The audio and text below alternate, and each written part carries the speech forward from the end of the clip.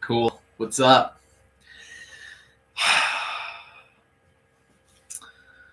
Man, named a channel Temple of the Goddess. I'm just saying I did that. You can't say I didn't. It's snowing outside, and I'm in the Temple of the Goddess. I'm sure there are many others, but this is the Temple of the Goddess.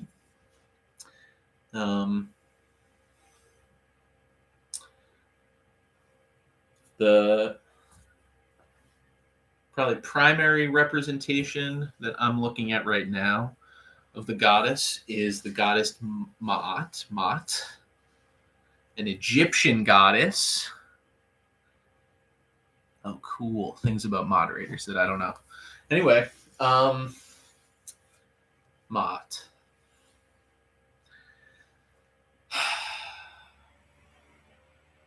Queen of Hearts. Queen of Hearts card. Yeah, the goddess, man. Welcome. It's incredible to consider welcoming people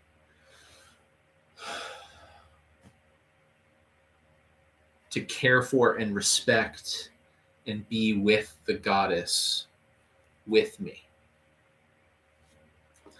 It's just such, it feels otherworldly to be so bold as to welcome others to do this with me. I believe it's about 11 years, kind of like right around now, about 11 years, maybe a little over 11 years now, since I began my humble tutelage under the goddess, getting my ass absolutely handed to me. For years and years before that, but really 11 years ago, I said yes to the goddess in my life. And if I'm honest, she has been a ruthless teacher. A ruthless teacher.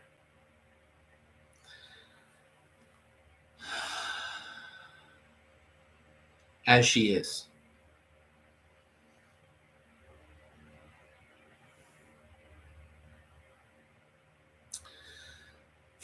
May we all have the wisdom to change when it's time to change, to act when it's time to act.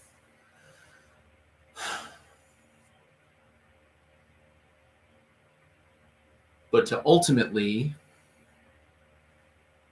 serve her through being ourselves fully. Whatever that requires us to go look at inside ourselves that might not be so pleasant, as it was not for me for many, many years.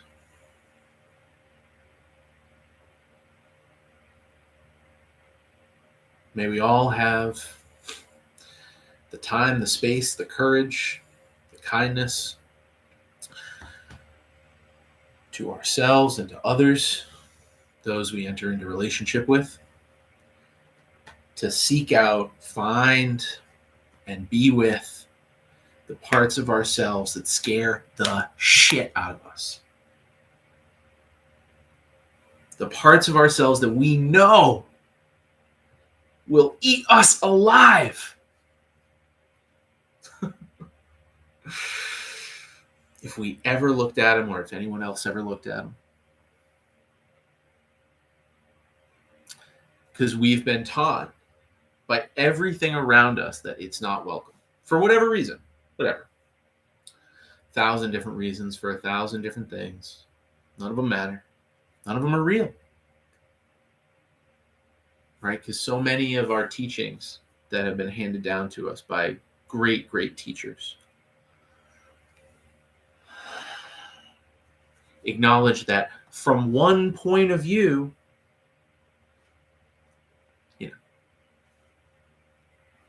convenient to be dead and have this perspective,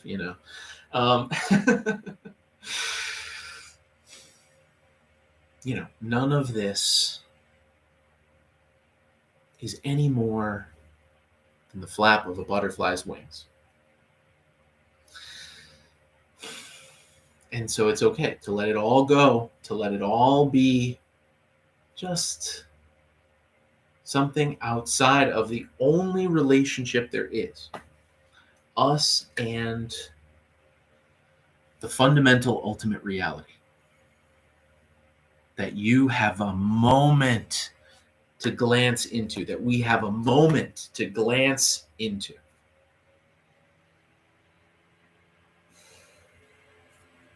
Just these like one fleeting, tiny moment.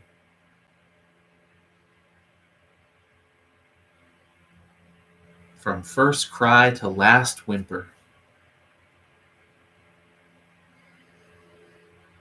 To truly embrace what it is that you were brought here to do, who you were brought here to be. No bullshit. Cut out of the roles and understanding who you think you are. Who am I beyond the thoughts I'm thinking? Who am I in the timeless void of non-existence? It's okay to not know the answer to that question, right? It's okay. But we can remember that this is not fundamentally who you think your life is not fundamentally who you are. There is something more divine within you already. There's nothing for you to become. There's nothing for you to change. There's just a you to find. Deep, if you come from a Western world, buried within a ton of conditioning, a ton of understandable experiences, a ton of moments when we were maybe given the opportunity to push something away that was real that we can welcome back. Just in the moments with her, even if that is what we can do, even just in a moment where all of us is appreciated, where all of us is loved. If we could really let ourselves be with that and still be held by the goddess.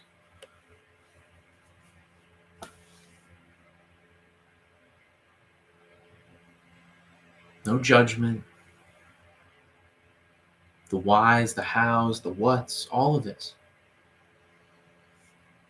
There's always a story, right? That's karma. That's what, again, a received teaching. We receive this. We're born into this. But we are not fundamentally this. There's something bigger happening through you. Not to you. Through you. If you can let yourself be the thing happening, that changes your world. And it brings her more into the world.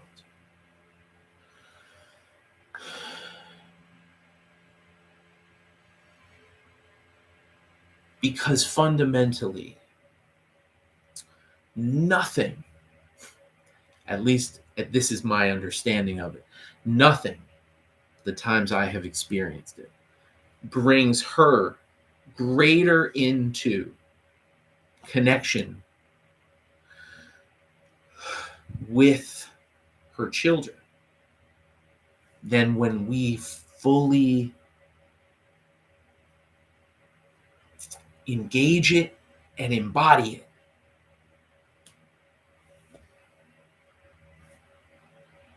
Fearlessly see it for what it is.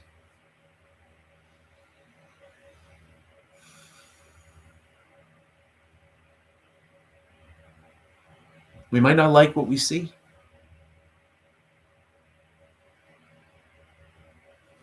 We might not. And that's okay. We might wish it was some other way. And that's okay. We might hate that it is what it is. And that's okay. Whatever it is okay. But can we have the courage to not run from it?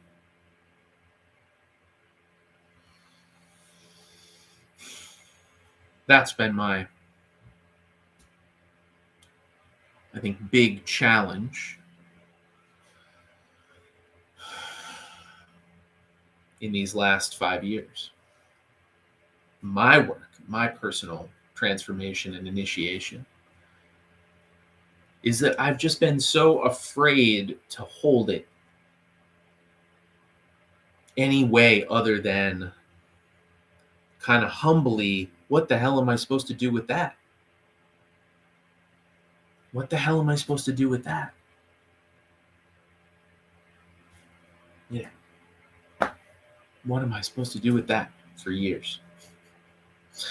Years and years. Yeah. The answer is always the same, of course. There's nothing to do. You don't need to make anything different. You don't need to go out and chase anything. Certainly don't go looking to make deals to change things too quickly, because you might be operating from a place that is not fully integrated, fully connected to that message, to that truth, all the way down, all the way up. But if you are, and if all aligns, that's when the magic happens, baby. That's when the magic happens. If I might be so bold as to present a personal perspective, something I have come to think, manifestation and all of this and that, and prosperity gospel and new thought and this and that and the other, it's all just magic. You're all just talking about doing magic. You're all just trying to enact your will in the world, things you want, things the little you who exists wants. It's all the same shit. It's just people trying to cast out the intentions to try to bring back something into their life. I understand the inclination. I understand the inclination. But this is why I don't say that I do magic.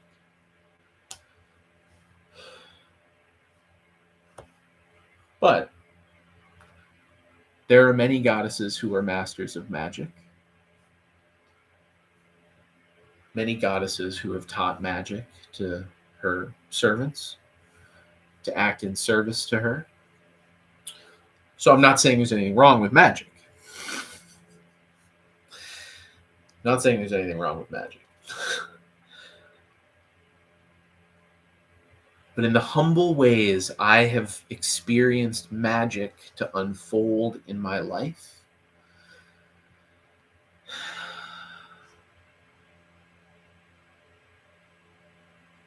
it's never so grotesque as it's depicted in the movies, where you need to tell a visual illusion. So in the movies it looks one way. Magic is subtle moments of utter alignment and effortless unfolding. and a sublime relationship of divine consciousness to matter, to like physical matter. And it's those moments in ourselves. I mean, for me, this is like fundamentally, this is like a Taoist kind of received teaching, but like the microcosm as experienced by your full sensuousness, by your full embodied experience of reality. This is the vehicle. This is the vehicle.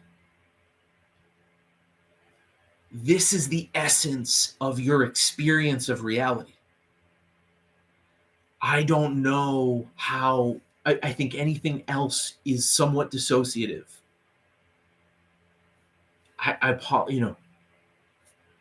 This is just my experience.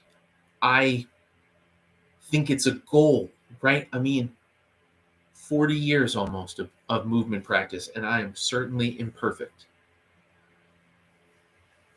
As we all must welcome ourselves to be. I'm out of practice, in particular right now. But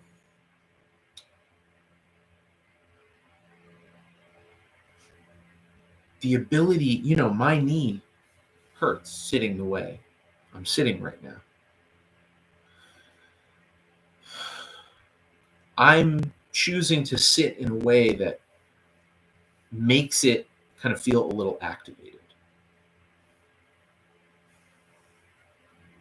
Because one of the things that I can welcome as a great teacher is like, what are you, my friend, my knee, my dear, dear friend, knee.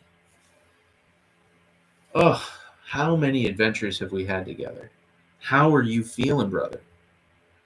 What do you need? Like, I don't know what's going on with you. It's been a year. Just working with it while I'm here talking and being with, sitting in front of the altar, sharing my experience, feeling connected to all of the things in this, totally kooky room full of amazingly simple but somewhat incredibly sacred objects to me.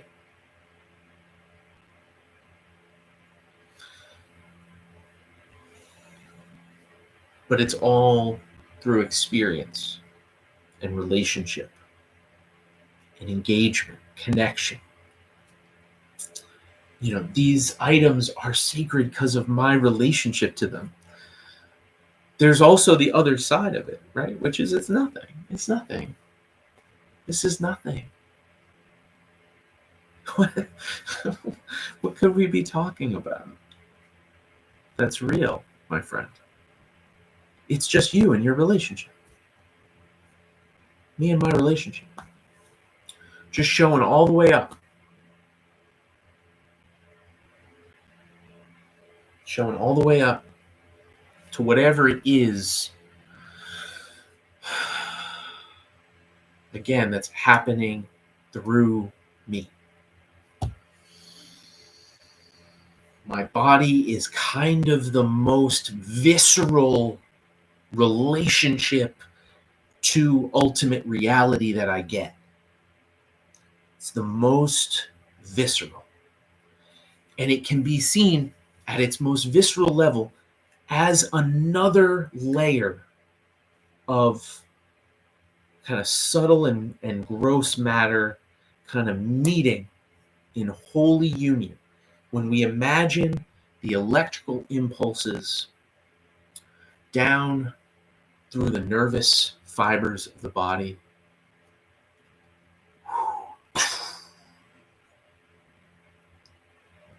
it is all magical. The fact that I can string these words together in a way that makes sense to anyone is a miracle. A miracle. Been on the planet for about 300,000 years at its wide edge of the spectrum of how long we've been here as Homo sapiens. Oof. That's a short little baby sprinkling of time that we've been around in the fossil record, as I understand it.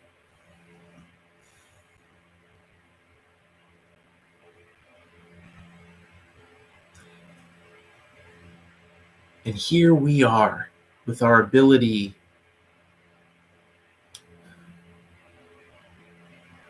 to penetrate matter and to ascend into spirit and to master the living environment and hold it all as sacred, motivated by love, motivated by connection, motivated by a shared relationship to why we're here and what we're doing.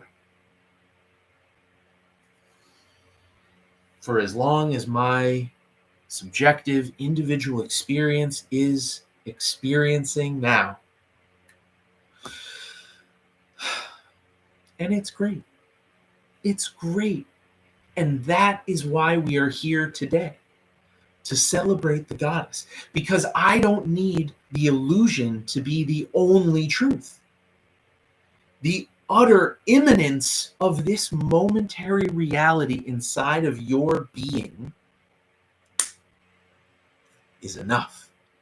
You need nothing else. And this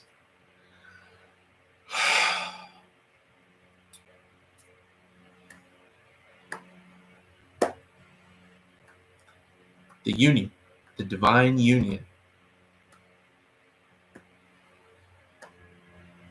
One hand can't clap, baby. And so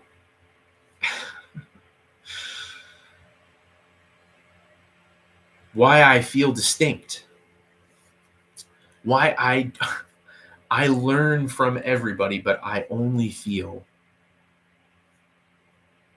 sincere saying that I serve the goddess, is because there is no space for dogma. There is no such thing so foolish as to say we seek stasis.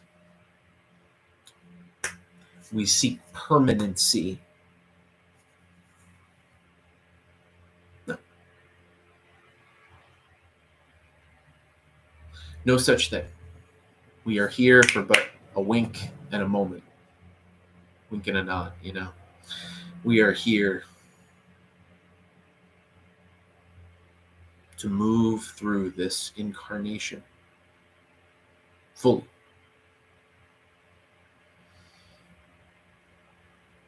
I don't think it's right to run from it. It's right to gain distance from it.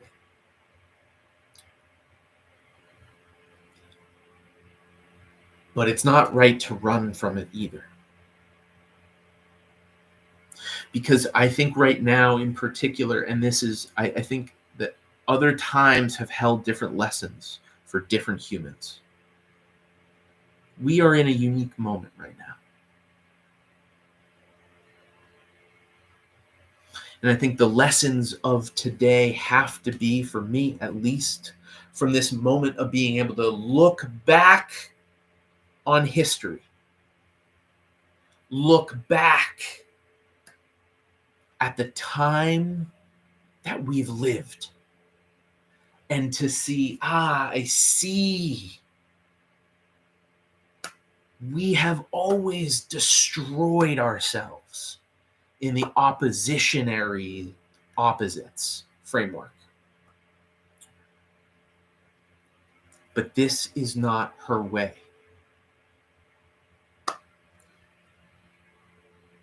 Be in dynamic relationship. Fight, fuck, whatever. Be in the relationship you're in.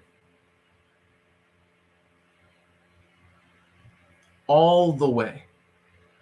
For maybe the first time in human history, and maybe the last time in human history, We have this weird ass moment where I can put something on the internet and somebody way far away can fucking see it. Crazy. Crazy. Cool. But fundamentally fucking nuts.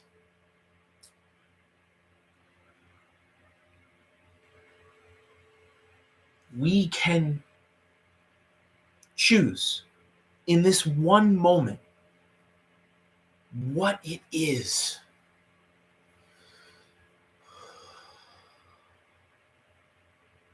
inside of us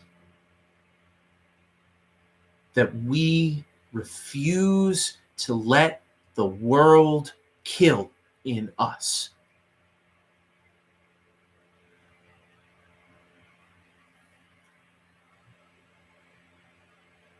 I have taken no earthly vows, and so I expect none in return.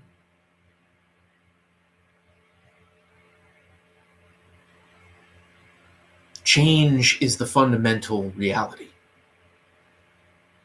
The shifting sands, the flooding river always reminds us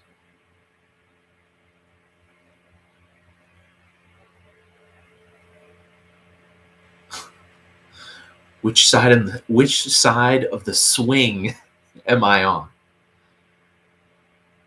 You know, which side of the swing? Am I rising? Am I falling? Oh, here I go.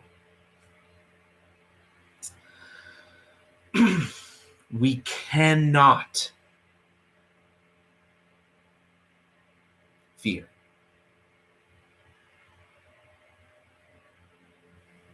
Change, transition, death, life, experience. But the world is not particularly safe for the exploration of intimacy for a lot of us. Whether that is because we were hurt or whether we were shown in some way that we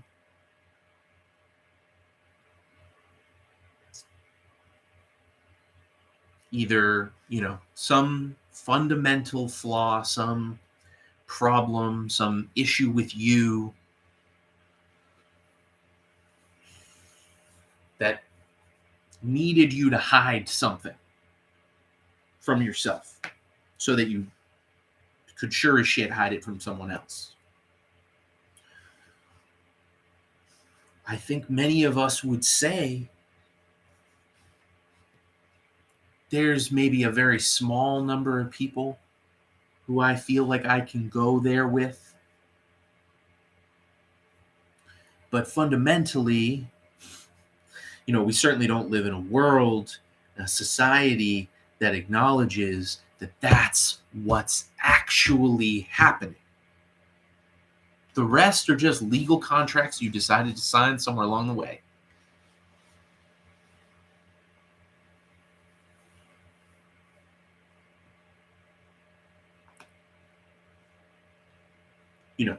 The monastic has an interesting place in the world to kind of remind us, you said yes to this. Like, you said yes to a lot of this stuff. You can get out, though, too. There is an out. There is a way to live.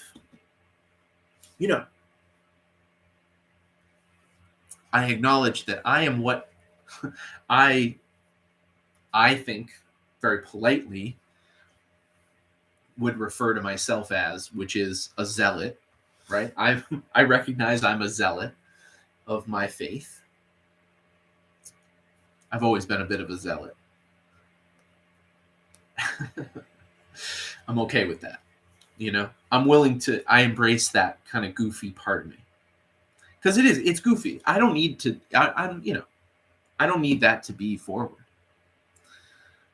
But I will say that for me, that is something I'm not able to kind of deny about myself anymore. That's part of me. It doesn't have to be everybody's way. It shouldn't be everybody's way. In fact, it's not particularly practical for it to be everybody's way.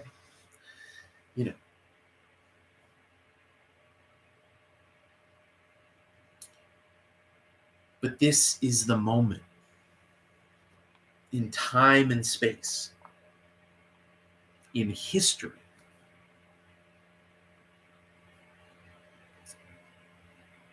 very soon the factory owners are going to make sure that we're a little dumber. And moments like this of mass consciousness, mass awareness, mass education might never exist again. And this is the moment when the goddess is calling to us. Again, after millennia hidden from sight. That's what I believe, at least. That for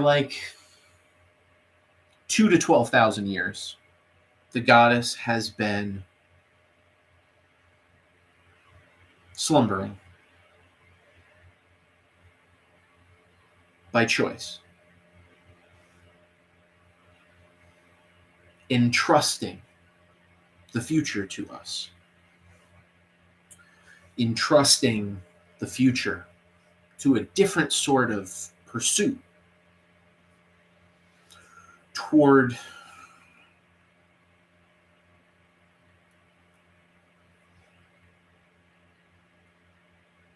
I say this word maybe a bit hesitantly, but the pursuit of power to its highest heights. To its highest heights. And I believe upon her return, humbly, the goddess has some notes. The goddess has some notes.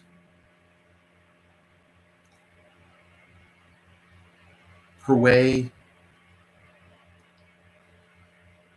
is not particularly loud, but it communicates clearly.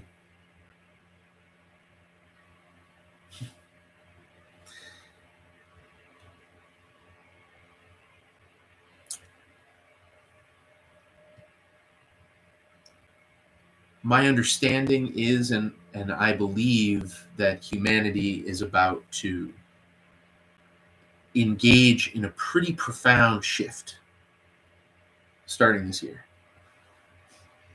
And I believe fundamentally that that's okay. It's not on anyone to change it. It's not on anyone to make it better. It's not on anyone to do anything but to acknowledge what's happening and how they might be feeling, what they might be needing if they're experiencing that sort of shift.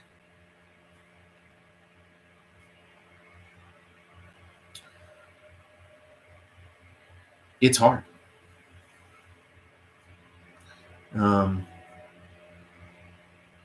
My relationship to environmentalism is one of the primary paths by which I got here through.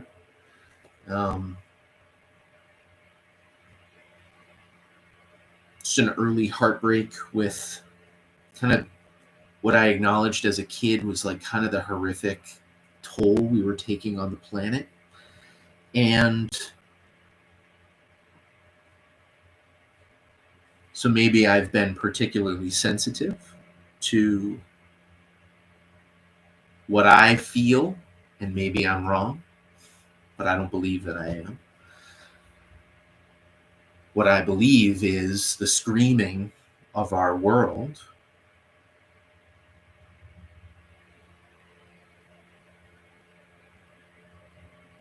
because what I've received is that we have defiled the womb of the goddess, that we are actively defiling the womb of the goddess.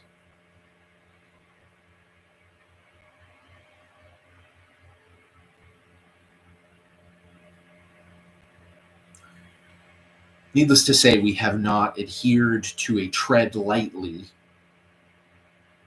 leave nothing but footprints, take nothing but photographs sort of vibe. I don't think we've really been engaging in that sort of energy, really.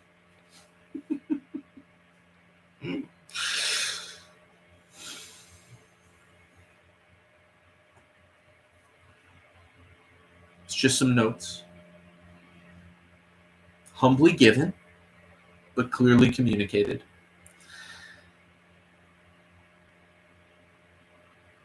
That can't continue. I would say my understanding is that the goddess has been returning since somewhere in the late 19th century and early 20th century. And that return will likely continue for another period of time. But what I don't know fully is the state that humanity will be able to sustain much longer when it comes to the homeostatic relationship of the climate to itself within like a closed loop thermodynamic system. That's just my understanding of the laws of thermodynamics as applied to climate.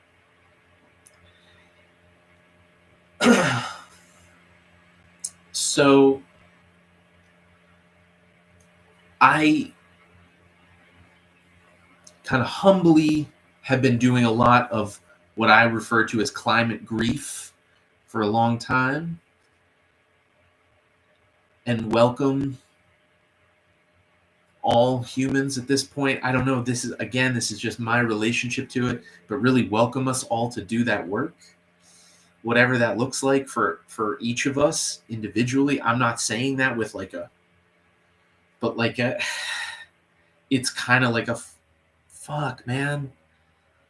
Like, little kids are gonna live in really rough shit because of a lot of the choices made by, let's be real, humans about 100 years ago.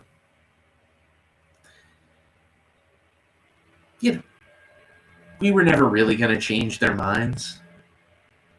I think hopefully we're all kind of seeing that.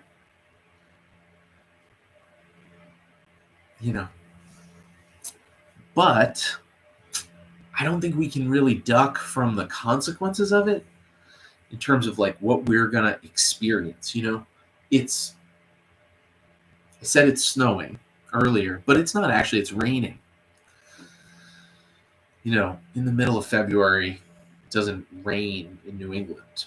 I'm not saying that's a panic moment. I'm just saying that's a different climate. That's a different climate. I've been watching our plants get tricked a lot, is kind of the way I think about it, with the way that it'll be really, really hot much too late. And so they'll blossom, they'll start to get blooms, and then it'll freeze. And so it's not that it kills anybody, necessarily all the time, but I think what's important to me that I keep noticing is that it's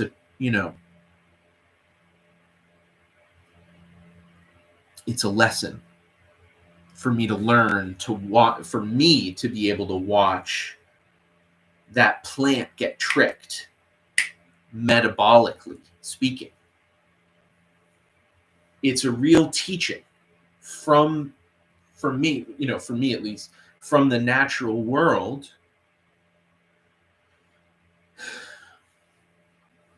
in terms of saying, like, what's the world telling me?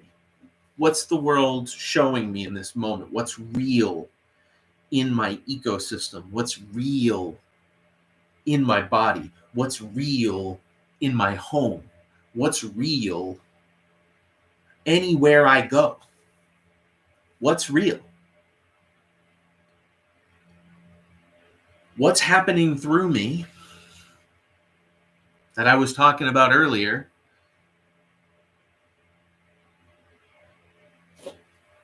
exists and takes place within everything. What's real takes place within everything. All this magic that people want to do, it all takes place in this giant swirling interference pattern of intentions and wishes and thoughts and so much doing, so much happening, so much moving. A million stories happening all around us.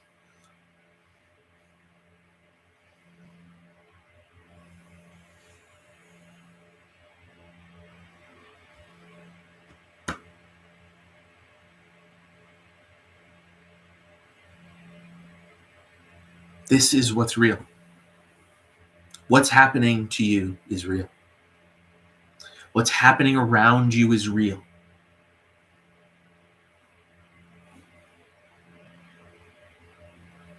We can't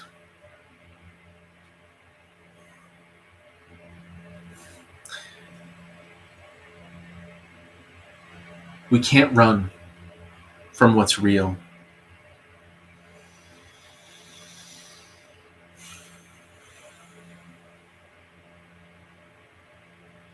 I'm hesitant to say this. We can't run from what's real and serve the goddess at the same time.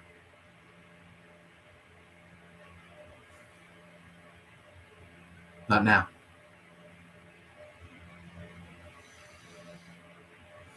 In a lot of ways, I think that's why this is here now. That's why I'm saying this now.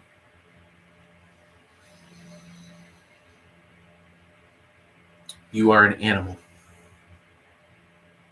And the goddess loves you. You are a divine being. And the goddess loves you. You are just a little soul making choices, signing deals, all throughout your life.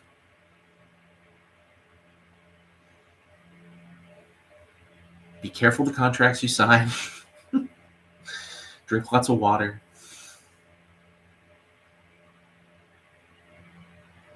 Can you love all those parts of yourself that have been tamped down by the world? And can you be true to all those parts in a world that doesn't want them there? How can we do that? How can we make it safe for each other to do that? Because most of the places I've been to that have said things that rhymed with what I'm feeling, with what I've been working with through these last 10 years. Every time I showed up somewhere that said it rhymed with this in some way, I found some sort of horrific abuse nonsense, whether it's self-abuse or other abuse or this or that or the other. And it's broken my heart so many times that I have run from speaking out in the world because I just mostly was mourning what I felt like I was learning by seeking community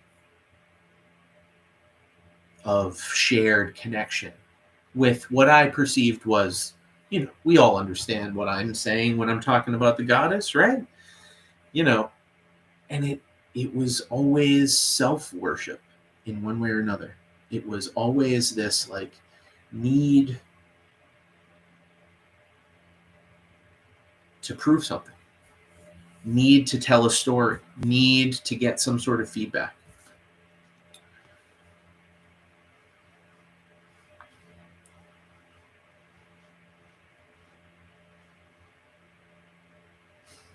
The ego story is important because it's your greatest teaching, but it's also the thing in your way of where I started, right? Letting go of all those things that we believe are us. And so, even if it's just with you and the goddess connected in a utility closet at work,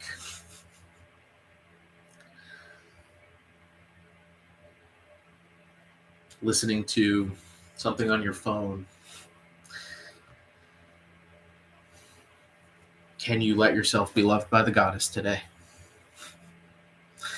Can you let yourself, at the end of the day, be loved already? Be perfect already. Need nothing already.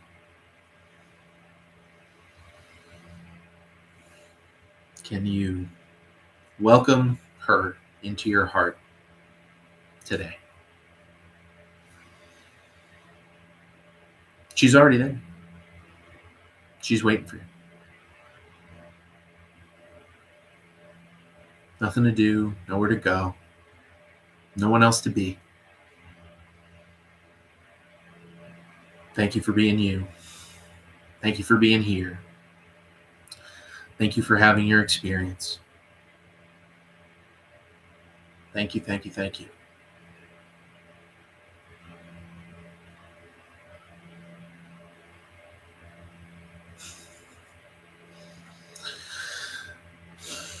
Thanks for visiting the Temple of the Goddess.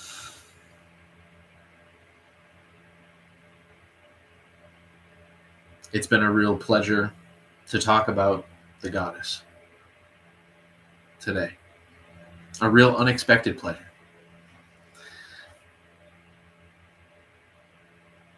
I'm freaked out about saying this in public. So if you're listening, thank you for listening.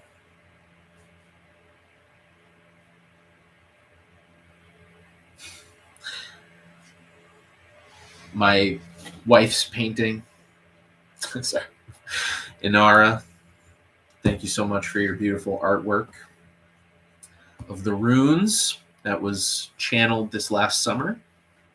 Yeah,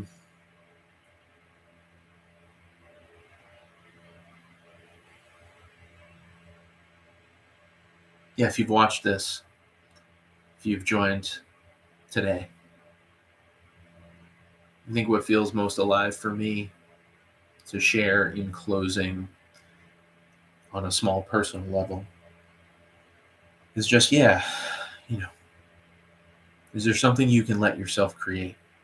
Is there something you can let yourself move into the world today? Is there something you could let yourself be participating in that's already trying to move through you? It is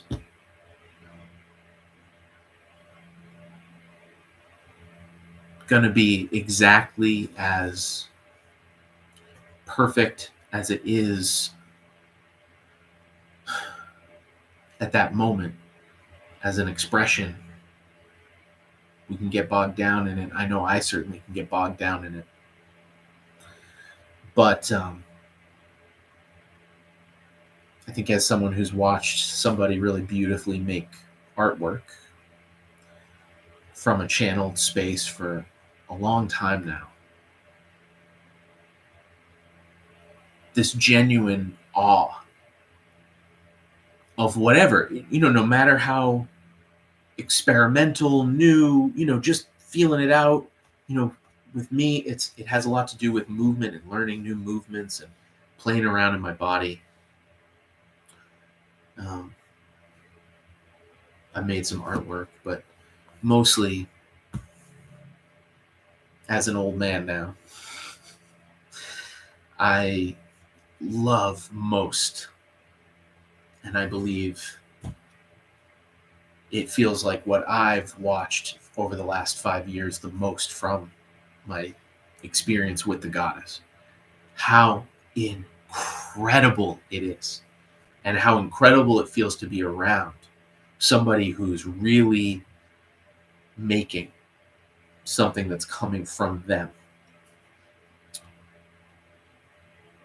And if nothing wants to move, can we rest in the knowing that nothing needs to move in that moment? But if something's wanting to move, man, all I wish to share of today is, can you give yourself an opportunity to do that a little bit? Can you let yourself drop in a little bit? Yeah. Thanks so much. Be safe, be well.